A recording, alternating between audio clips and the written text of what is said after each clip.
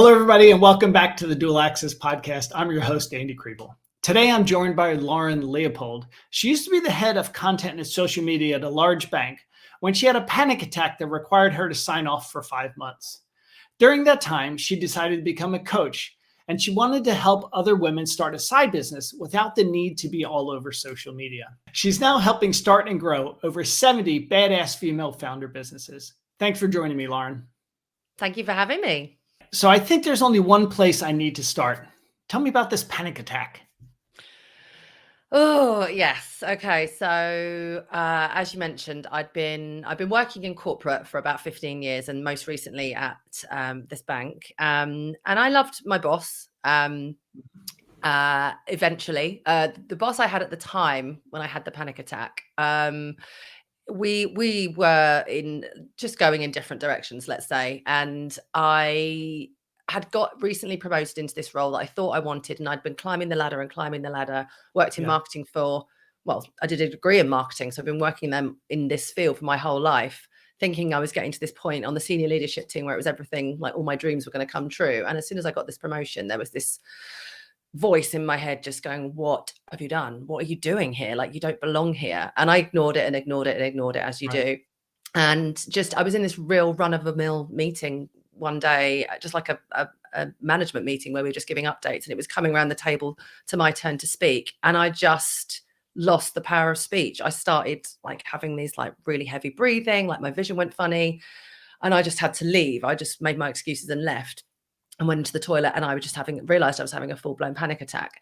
And yeah, I went to the doctor and they signed me off work. And because what transpired is this wasn't just a random occurrence. This had been something that had been building and building and building. When I look back now, like, people had told me that you're being a bit strange in meetings, like you're sabotaging yourself, you're being argumentative, all these kind of things. I look back now and I was like, I can totally see the lead up to this moment. And at the time I thought maybe I just got promoted into a job I wasn't ready for. Maybe I'm just no good at this. Maybe I don't know what I'm doing in marketing, all of these things that were going around my head. But now with 4 years clarity, I can totally see that it was nothing to do with whether I was ready for the job. It was because I'd been ignoring the voice in my head that had been telling me that I was in the wrong career. Pretty much, I'd say, for the 10 years before that. But because I was on this track, this fast track, and on paper I had the great life, the job with the great bonuses and the money and all that kind of stuff. And I realized that I just had just been ignoring that. And I think getting promoted into this job where I was very visible and everybody was looking at me for the answers. And in my head, I was like, I don't care about the answers. I don't care about any of this. And that was what, there was a few significant things in my personal life that were happening at the same time. So it just all came to a crunch. And I just completely just had an emotional breakdown. And I wasn't able to. I remember a day, and I think the week after I got signed off, I thought, right, I'm going to go to a yoga class, and even trying to work out how to get to the yoga studio, which was 10 minutes down the road from me, I couldn't even do that. It was that level of mental shutdown. It was nuts. Yeah. So you mentioned that, you got to this level where you didn't think you belonged. Were you taking a path that you thought you were supposed to take, or that you wanted to take? I thought it was what I wanted to take. So I'd done the marketing degree at university, and then I'd sort of fast tracked myself through, various roles.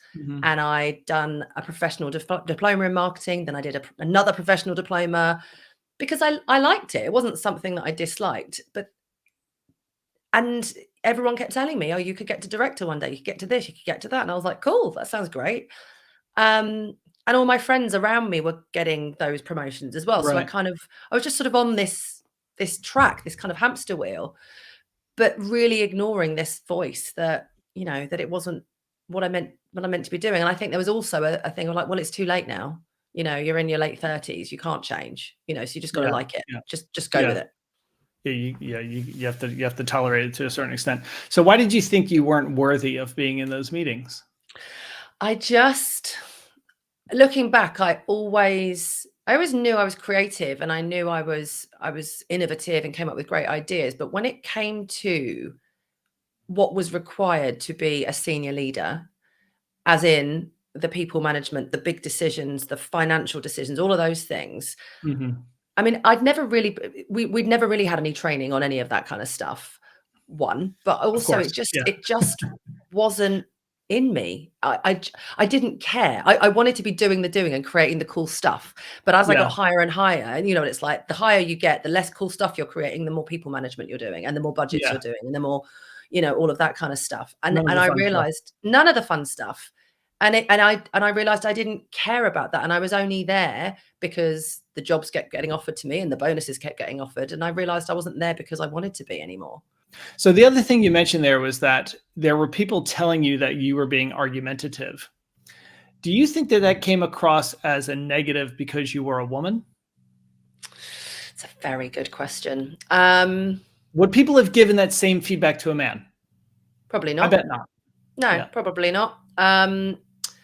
It's not something I considered at the time, really, because I was in amongst all of this weird Yeah. headspace. But now looking back, yeah, probably. Yeah, I think, how can I put this? Where I was working was not male dominated. In fact, it was quite female. There was a lot of females there, but very strong females. There's nothing wrong with that. But these, how can I put this diplomatically? They had clearly had to step on lots of toes to get to where they were. So they weren't just what we class as strong now. They were bull in a china shop. I'm going to step on everyone I need to get to get to where I am, which is sad because I feel like that is when a lot of women are in senior positions, they feel like they have to act like the man to kind of get to that position. And it felt like there was so although I was in a very female dominated office, there was a lot of masculine energy in there, but not in a good way. So I think, and when, again, being diplomatic, when there were opinions that weren't the same of the senior women, mine, it was classed as being argumentative and not, oh, that's a really interesting point. It was very much like, toe the line. Toe the line. It's my way, the highway. I'm the senior leader here. Even if I was a senior leader in that team, my opinions weren't really valid. It was just like, just get on with it. This is what we're doing. And I couldn't cope with that. What would you have told if you could go back and talk to yourself then, what would you say? Well, if I was in a position where I wanted to continue in the corporate world, I would have told myself that my opinions were absolutely valid. I probably would have given myself some coaching or got some coaching on how best to articulate those opinions in a way that seemed appropriate in those ways. Because I think by that point I had sort of given up and I was checking out. So I sort of didn't care if I was being a bit controversial, if I was just throwing a bomb in and walking out. I didn't really care by that point. And they could probably sense that, right? But yeah, I think if I had wanted to stay in there, I would definitely have just said, like hold your ground. You do know what you're talking about. Because I think all the time you're told that your opinion doesn't matter and you don't know what you're talking about, you take that on board. And that's when imposter syndrome starts. And that's when I started questioning myself. I was like, well, maybe I don't know what I'm talking about. How did I get promoted into this role? I used to have really great ideas, but none of them are getting taken now. So what's going on? So yeah, that's totally what is happening. How much of that is the fault of the company you work for, though? Because you mentioned they didn't provide any training or coaching. So they, and this happens everywhere. Yeah, people get promoted into roles they're clearly not qualified for because, well, they're the most qualified of the unqualified. Yeah, and I think, and this is not, like you said, this is not specific to where I was. I hear it all the time, that you kind of progress through the ranks, and instead of, there are some people who are great at people management and want to do it, and that's brilliant. But just because you've got to the top of your specialism and there's nowhere else for you to go, doesn't mean you should become a manager. That it just seems to be, that's the only route for people, right? But by the same token, if you are going to make people managers, then help them do that, train them, coach them. And then beyond that, help them become leaders, because it's not something that's inbuilt into everybody. There are brilliant, leaders out there who it's just innate in them, but it's not everybody. Just because you are really good at your job doesn't mean you're great at helping other people be good at theirs. Yeah. So one of the things that you do with women is you talk to them about kind of starting a side hustle, but kind of unseen, I guess, is maybe, I don't know what words you would use for it, but how do you define a side hustle? So behind the scenes is the way I talk about it. And the reason I do that is because a lot of women like me didn't want work finding out about it, right? A side hustle to me is difficult. A lot of Well, a lot of people, what they see as side hustle is a way to make money, a way to make extra cash. And a lot of people are doing that in the current climate, right? And Sure. that's perfectly fine. The way I viewed my side hustle and the way that my clients do is it's something that is about finding your actual real purpose in life. Right. Something that you are passionate about, something that really lights you up compared to your job, and helping solve other people's problems, right? So it's a passion, purpose-led thing, as opposed to a way to make a quick buck. And by that I mean like selling t-shirts on Spotify, Shopify, and things like that. Not that there's anything wrong with those things, but it's not about it's more about the purpose and passion than the money. Right. Okay. And is there a bit of a danger then of if they are doing this on the side and trying to be quiet about it, isn't there a lot of danger of them getting caught? Is it better for them to just tell their employer? Yeah. So I eventually told my employer, I think I was probably about 5-6 months into mine. And I didn't tell them for ages because I was worried what they would think. And looking back, my boss, my later boss, was so amazing. I could have told him earlier. Like, I know I could have done that. But most people are scared because of the ramifications. What I would say is, obviously every company is different. There are some companies out there who do have a real policy that you can't do anything like this. You can't do anything extracurricular. So the first thing is always to check your company policy on what side hustles, whether they're allowed or not.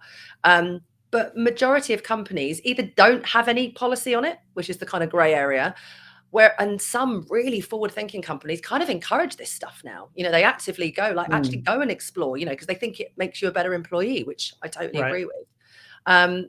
So yeah, there can be a perceived danger, I think. But as long as you are towing the line by your company's policy, then hopefully nothing bad will come of it. Yeah. And it seems like a relatively recent phenomenon too, this whole idea of a side hustle. Why do you think it's come about in the first place?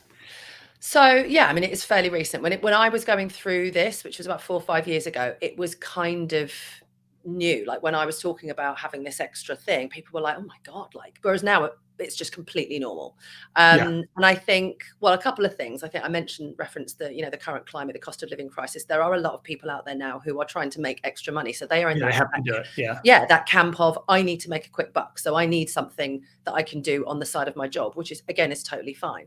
But in the other camp, which is where I was and where my clients are, it's this kind of, how can I put it? This low level feeling of, it's not even dissatisfaction. It's this kind of feeling of unfulfillment. Like, I'm meant for more than this. I don't know what it is, but I'm meant for more than this. And the thought of me doing this until I'm 60, 70, maybe even 80 years old, just literally fills them with dread.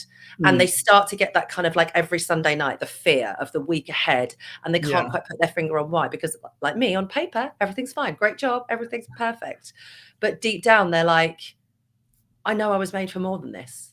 And so that's when those cogs start whirring. It often happens. I found it particularly when I was sort of hitting my mid to late 30s, and I was coming towards 40, which is kind of a milestone. And I was thinking, oh my God, like, is this it? I'm going to be 40, and I'm in a job that I don't like. What often happens as well, though, is women come back from maternity leave and their priorities change massively, and they suddenly realize they're like, all that stuff with this job that I cared about before, I don't care anymore. I don't. Nothing is as important as my baby, right? And they start to think, okay, well, what could life be like beyond this? How could I find the freedom, the flexibility that I'm looking for? And that's what sometimes gets people interested in starting their own business as well. Yeah. I mean, that's the same story I have, right? I changed my job because I wanted to be around Annika more, right? And I saw an opportunity to do that. But I also had gotten to the point where, on those Sundays, I was getting to the point where, I'm not really super enthused by what I'm doing anymore, right? It'd been 8.5 years. Do you run into a lot of the women that work with you kind of have that same situation where it might be that they just feel like there's really nothing more for them to do in that job? Not necessarily that they don't like it. They just kind of 100%. Feel like they need something different. Yeah, one of my most recent clients, actually, who's still working with me now, she had been at her company for 22 years. Like, she was born and bred there. And she actually, on paper, I keep saying that, loved it. She'd got to a really great position. She had great people working around her. She had a great team. Everything was great, in inverted commas. But she just felt, she was like, there's nothing more that I can do or change or have an impact on anymore. I've kind of done it. I'm doing the same thing year after year after year. And she just felt like there was nowhere for her to go, and nowhere that she wanted to go. And that actually almost made it harder, because I think if you hate your job, you're like, right, I want out and I want to try this thing. Whereas she felt really torn. One of the first things she said to me when she started, she said, I feel like I'm cheating on them. I feel like even having this conversation with you, I'm cheating on them. I've got a dirty secret. So there was a lot of mindset work we did around that. So it actually made it harder in a way. So yeah, I get women from all walks of life. Yeah. Is there a risk of them? So, as I imagine a lot of them probably find you through LinkedIn LinkedIn would probably be the most natural place for them to find you. Yeah. And, you have clearly on your profile on LinkedIn, you talk about what you do, right? You help women do these side hustles. Is there a risk of them connecting with you? So I get very low engagement on LinkedIn, and I used to take this as a bad thing, like, oh my God, no one's engaging with my content. And then what I started getting was DMs, private messages going, I just wanted to let you know that your content is 100% speaking to me. I just am terrified of any of my colleagues seeing me liking your content. So then I was like, okay, I get it now. Yeah. And I totally get that, because that's where I was, right? There's no danger of them connecting with me, because in a way, like, it depends on your settings, right? If you've got it set to everyone can see everything, then people might question why you're connecting with a side hustle coach, right? But we all know you can manage your settings on LinkedIn so that your employer doesn't see everything, right? Yeah. But there's only as much danger as you feel. Like, there's other ways to connect with people like me on Instagram, website, email, all that kind of stuff. And it's a very real thing. LinkedIn is very corporate. It's about your career, so if there's any danger of people finding out about that, people do find LinkedIn a bit sometimes strange way to get in contact with me, for sure. Yeah. And I guess on the flip side of that is, if a company is spending that much time looking at who their employees are connecting with, then they really need to find something else to do. Yeah. I mean, that's the thing. And you would be surprised. I kind of sort of laughed and nodded then, because I have been in situations where I have had messages from a boss saying, you need to have a word with someone in your team because of what they're liking and looking at. And I think that was one of the nails in my coffin, where I was like, oh my God, what world am I living in here, where they're like, looking it's their own profile. It's not yours. Right. Yeah. Just because I work for you doesn't mean I'm like, I have to abide by all the rules. But the thing is, the company a lot of the time sees it like that. And it's not just the company I was with, it's a lot of companies. So, and again, that was where I started feeling like, oh my God, am I in Big Brother? Are people like watching what we're all doing here, Yeah. So I think, that there is that. If you are being watched, then you probably need to have a think about the company you're working for. Sure. Yeah. I find that always I always found that as a bit of a struggle, that, you're expected to be constantly promoting your company's stuff. There might be times where you don't like it, but you're still expected to. And I don't think that's really fair for people, because they're not going to be at your company forever. If you needed to do layoffs, are you going to support them? Probably not. You're just going to let them go. Yeah. So it has to go both directions there. Definitely. What's your why? Oh, my why. I mean, there's two, this is what I help my clients do as well. There's two whys for me. There's a personal why and a business why. So my personal why is all about my daughter, my family, right? So I've got a 3-year-old daughter. First off is to be able to be more present, exactly what you said. So be more present, be in a world where I can take every Friday off and I can spend it with her and be fully present for her, and not have to make some excuses like, oh, well, I've got to go and pick her up from nursery. I want to be able to do what I want when I want, and just be able to be there for her. I also want to show her and role model for her that you don't have to take the usual career path. You don't have to go to uni. I did, but you don't have to go to uni. You don't have to get the big corporate job and work your way up the career ladder if you don't want to. You can do something you're passionate about. You can do something that makes you feel alive. I want to model that for her, that she has choices, because I never thought I had a choice. I was just like on this path from 18, right? So that's my personal why, is for her and my family.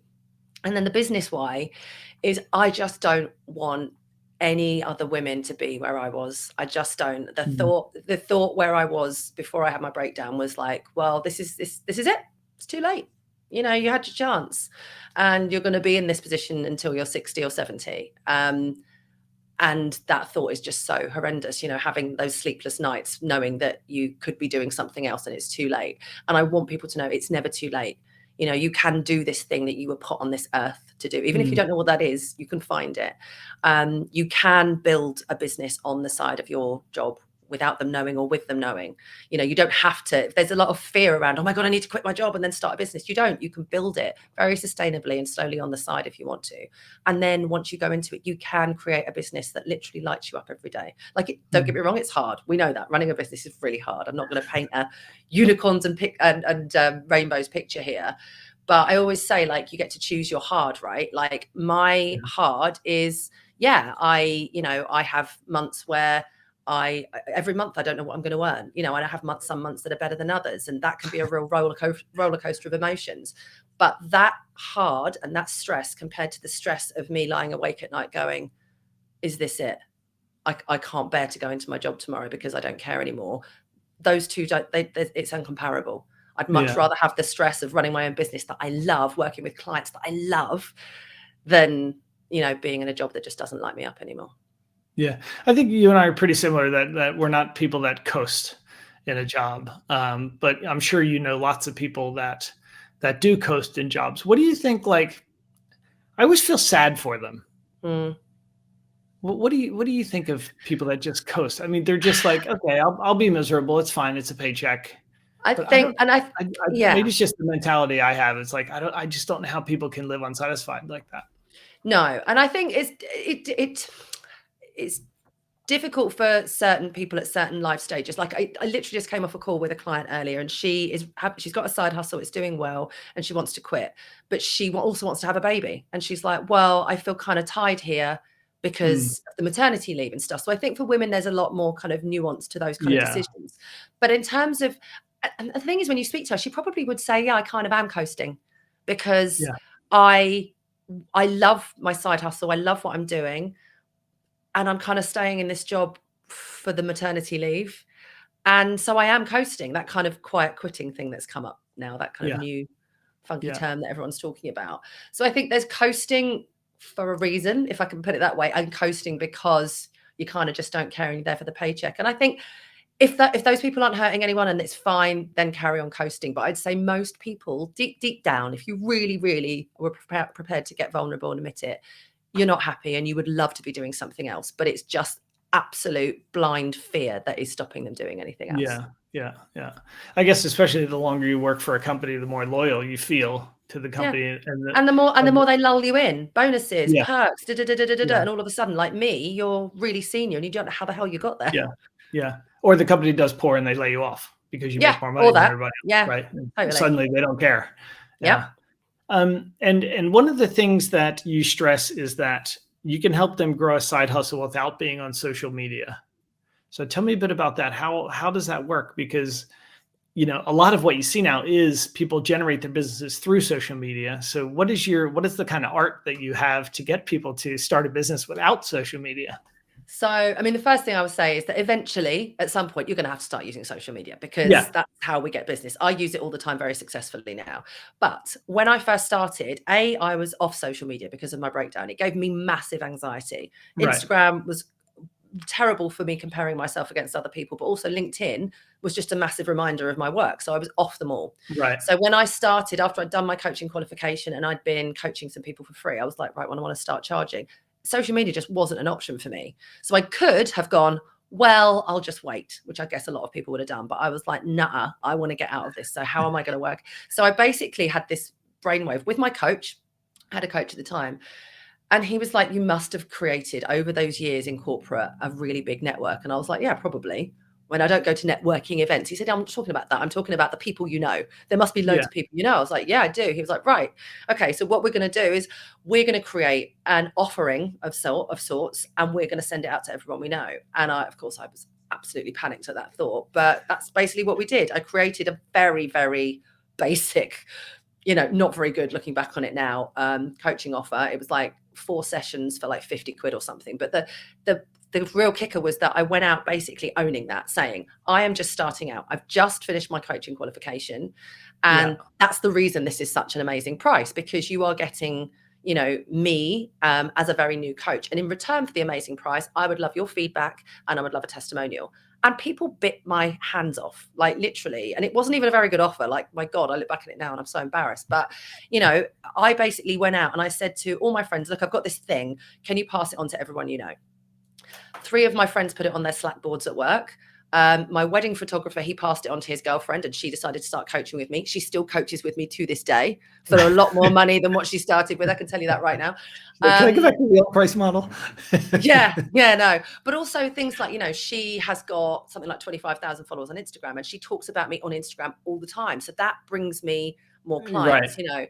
The other clients that I worked with right at the beginning, they've gone on, they've raved about me, they've posted reviews, they've passed it on. So this method, even though it is for people who are getting started, right, it has a halo effect that lasts and lasts and lasts. It's a really strategic way of starting your business. And you can do it if you're happy to post on social media, great, you can post about your beta offer on social media. But if you don't want to, this is a really great way of doing it in secret. You can tell anyone within your circle who is safe, who's not gonna, out you at work. This is what I'm doing. This is who it's targeted at. Can you pass it on? Even if it's not right for you, please, can you pass it on? Post it in WhatsApp groups, this, that, and the other. And people do. And that's how you get clients. It kind of sounds really simple, but it is really. Yeah. So have you worked with anybody that, has kind of followed that method of reaching out to people they kind of trust, but then their employers have found out about it? No, I mean, most people have either got a great relationship with their employers and they've told them, or most people are going through the phase of, right, I'm going to need to talk to them about this at some point. And that's part of what my coaching is like, how do you have that conversation and how do you leave in a way that both of you feel really good about it? And how do you leave in a way that enables you to be able to go back to them and say, look, hey, I've got this offer, like you want to be able to leave in a really great way that's going to enable you to maybe utilize them in the future with your business. Yeah. Okay. That makes complete sense. Eventually they're going to find out. Yeah, they're going to find out. And I think, as I said, it comes back to that policy thing. Like if there are very few companies who I've seen in my experience that are really anti it. And that has meant, I've had one client who basically decided, she was like, right, I'm just going to have to leave. And she left, I would say, earlier than some women would have done. But she was like, I can't live this double life. And actually they are preventing me from, by not telling them, it's preventing me from forcing a decision. Yeah. She did. So she saved up, she left. And then she literally, as soon as she was able and free, she's now grown that business massively because she's now free to be who she wants to be. So there's always ways. There's always ways. Yeah. And why do you only work with women? It's a very good why question. wouldn't you work with me? It's a very good question. I would not work with you, Andy. I have just found, so in the beginning, I was working with everybody. And I just found that more women were coming towards me. I was attracting them. And B, I just found more joy working with women. That is not to say that I wouldn't coach men. I've worked with lots of women. I just kind of don't advertise that fact. It gives you more energy. It does. It kind of, where your energy feels higher and lower. Having said that, more recently in the last couple of years, I've moved from just one-to-one coaching to group coaching. And what I find is by creating those women-only groups, the kind of the love and the support and the cheerleading in those groups and the vulnerability that women show towards each other, I think is an amazing thing. And that I'm not sure might be the same if it was mixed. So that's another reason that kind of compounds where my niche is at as well. Yeah. That makes sense. I completely agree. And what kind of coaching do you actually offer? So, you say you do coaching, but what does that actually mean? Like, so no, that's not what coaching is. No, and a lot of people do think that. Well, they did. I think people understand it a lot more. But basically, I mean, coaching is essentially helping somebody move forward towards the goal they want to create, but by actually getting them to come up with the answers themselves, right? Whereas mentoring is much more like, I've been where you are, do these things. Right. Now, and that's the technical definition, and that's how we learn to coach. I do a hybrid of both, because what I tend to find with people is they go, I want to be where you are. And I want to know how you got there. So if I was to then go, no, you need to come up with the answers, people wouldn't work with me. So I do a hybrid. With that, right? Yeah. Exactly, right? So I do a hybrid of coaching and mentoring together.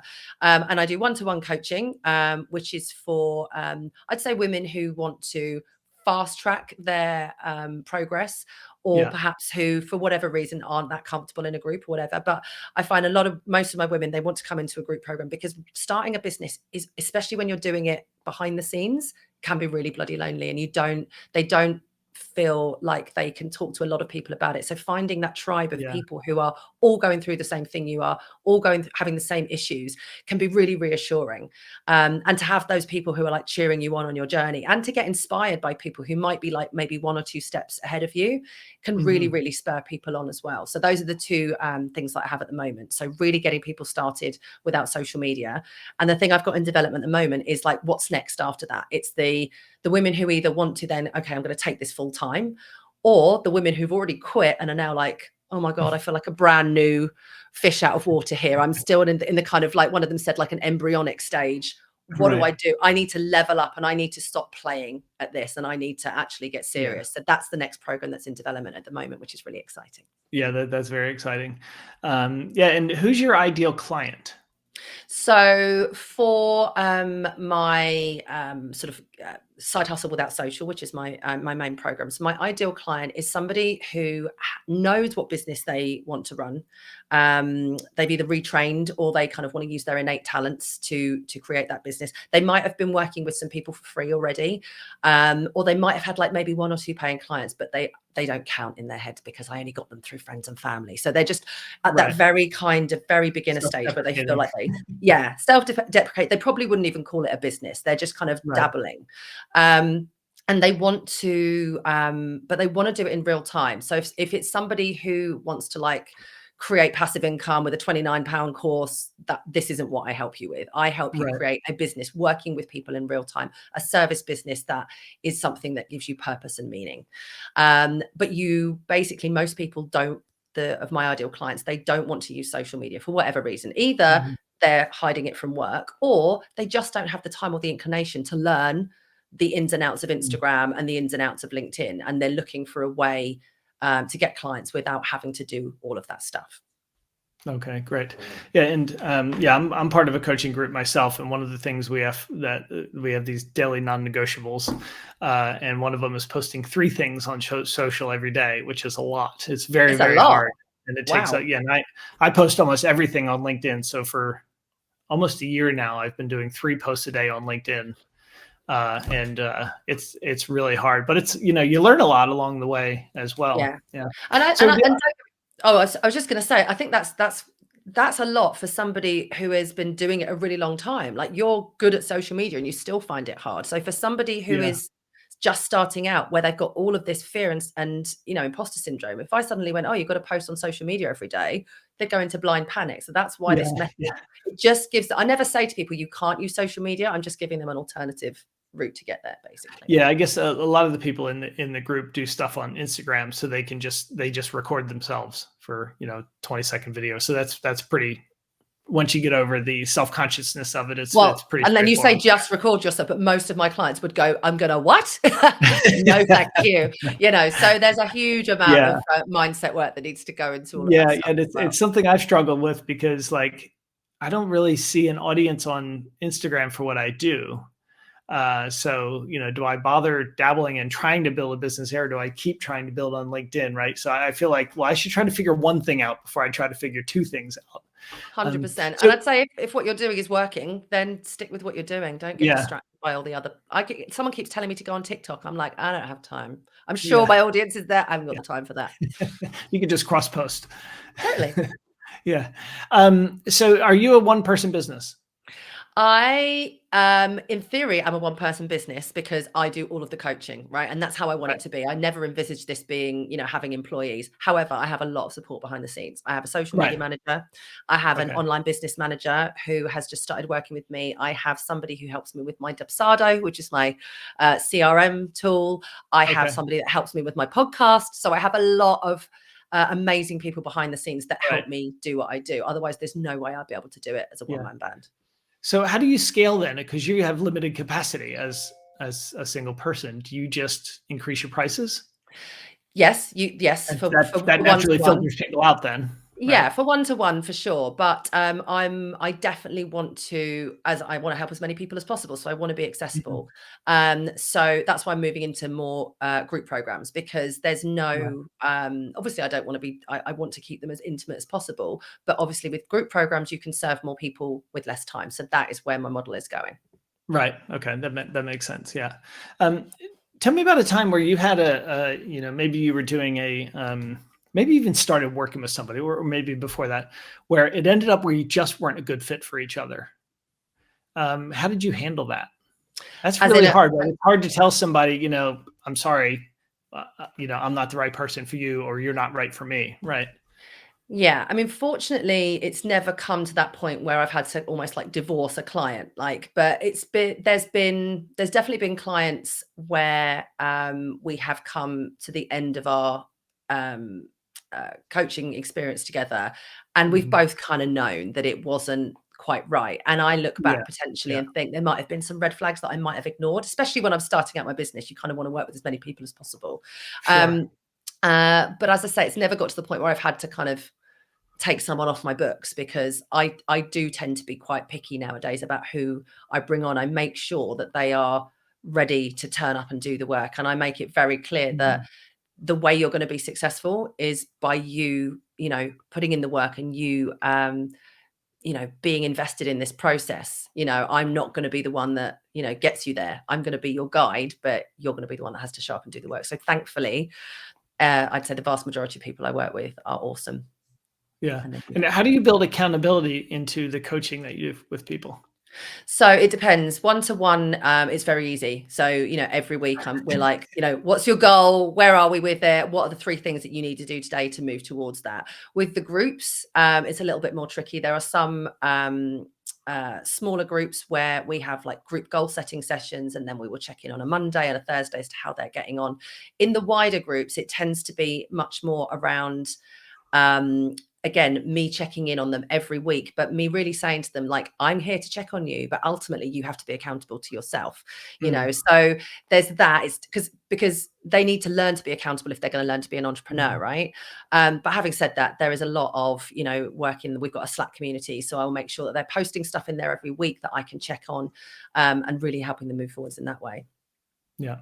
I just have one more question for you. Any final advice for any women out there that find themselves wanting to start their own business, but they're super apprehensive to do so? I mean, it doesn't have to be for women. Men have the same Yeah, situation. men and women. I would say first off that it's completely normal to feel like that. Like, Mm. making the leap from employment to entrepreneurship is huge. And if it wasn't, everybody would be doing it, right? Um, but I would say get really clear on your why. Because if Mhm. those 2 things, like I talked about, are strong enough, you're going to realize that you can't fulfill those things in your current job. And really just kind of take the pressure off is what I would say. I was so intent, in before I had my breakdown, I dabbled with the ideas of running our own business. I was like, I've got to find a niche, I've got to find an idea, I've got to come up with something innovative. And a lot of the time you don't need that. Just start experimenting. Like, I went on a coaching course, I started coaching people for free just to see how it panned out, and it's Yeah. See if turned you into like it. this. Yeah. Yeah, Yeah. try things, but don't be afraid to experiment. And don't be afraid to fail. Like, I think so many people are like, well, what if it all goes wrong? Well, you'll just go back and get another job, right? Right. Yeah. Like, it might not be the best job in the world, but you're employable. You will just go back and get another job. You're not going to be destitute, but you don't want to be on your, deathbed looking back and going like, why didn't I try it? Yeah. How do you help people find their why then? Do you just tell them to read Simon Sinek's book? Yeah, I mean, there's one thing to do, go and Yeah. do. But it's really just asking them like what, understanding what their values are. And then the best exercise that I do with them, that is called Back to the Future. And it gets them to imagine themselves when they're 80, it's their 80th birthday party, and they're looking back on their life, and they're looking back on all Mm. the things they achieved, all the things they did that really created a life that they love. And that kind of blue sky thinking really enables people to go like, I didn't realize that thing was so important to me. I didn't realize that person was going to feature so heavily. I didn't realize that's the work I was going to be doing. Because I Mm. think that just enables people to look at it in a completely different way. Because if I said like, what's your purpose? People would be like, oh my God, I don't know. I haven't thought about it. Whereas actually, if you allow yourself to daydream about what life would be like really, really far into the future, it just brings up all these new ideas and new themes and new Mm. motivators that you never thought were possible. So that's two of the things that I do with Yeah. clients. Is that similar then to kind of creating a 10x vision, like 10 times what you think your goal actually is? Yeah, yeah, Yeah. exactly. Because all too often, I'd say women especially, we play it small. I say, "What do you Right. want?" And people start telling me what they can do, and I'm like, "No, no, no, I don't know what you can do. I want to know what you want." Right. what do you want life to look like? And then they start getting scared because they're like, oh, but what if it doesn't happen? I'm like, no, it doesn't matter. What do you want life to Right. look like? And then It's let's not going to work happen if you don't backwards. think about it. Exactly. You've got to think it and speak it. Otherwise, how the hell is it ever going to happen? So really, like you Yeah. say, like 10x that. What does that look like? What if it was in bigger? What if what's the picture that scares you? If it were to happen, it would make Yeah. you so happy that you were scared, and that's when people start going, oh my goodness. And it just opens up and unlocks parts of their brain that they haven't allowed to be opened before because Yeah. they're so conditioned into what their life is right now. Great. Well, thank you very much. What's the best way for people to get in touch with you? So they can find me on LinkedIn. I'm Lauren Leopold, or they can find Okay. me on Instagram, which is at Lauren Leopold, the coach, all one word. Oh, okay, great. And I'll put links to that in the description as well. Lauren, thank you very much. Perfect. Thank you.